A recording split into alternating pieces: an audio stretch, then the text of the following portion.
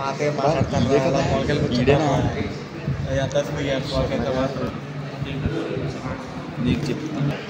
So ఈ ప్యాథిబిట్స్ errors అన్నిటిని ఎలా డిటెక్ట్ చేస్తారంటే మనకి సో క్యాటగరైజ్ మన డేటా ట్రాన్స్మిషన్ అన్నది ఏంటంటే ప్యారలల్ గా ఉండాలి. ఓకేనా? అంటే ఫర్ సపోజ్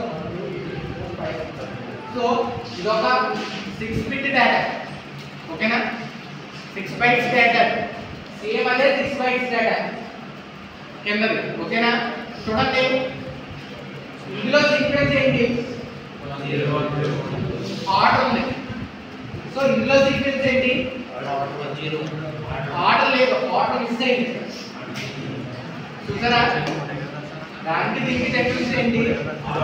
ఇక్కడ ఆర్డర్ ఉంది బట్ దీనికి ఆర్డర్ లేదు. ఓకేనా?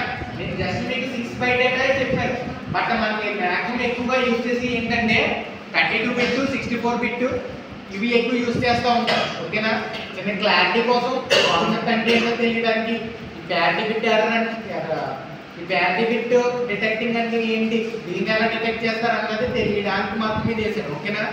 సో సీక్వెన్స్ అన్నది కరెక్ట్ ఆర్డర్ ఉంటుంది. ఏదర్ 0 1 తో స్టార్ట్ అయినా అదే కంటిన్యూ అవ్వాలి, లేదా 1 0 తో స్టార్ట్ అయినా అదే కంటిన్యూ అవ్వాలి, లేదా అన్ని 1s తో ఉన్నా కానీ అదే కంటిన్యూ అవ్వాలి, లేదా 0s తో ఉన్నా 0s తోనే కంటిన్యూ అవ్వాలి. అర్థమవుతుందా? సో సీక్వెన్స్ అన్నది మిస్ అవ్వకూడదు, సీక్వెన్స్ మిస్ అవ్వకూడదు, మిస్ మ్యాచ్ అవ్వకూడదు. డేటా ట్రాన్స్మిషన్ మాత్రం సేమ్ అదే జరగాలి, మనం ఇచ్చిందే జరగాలి.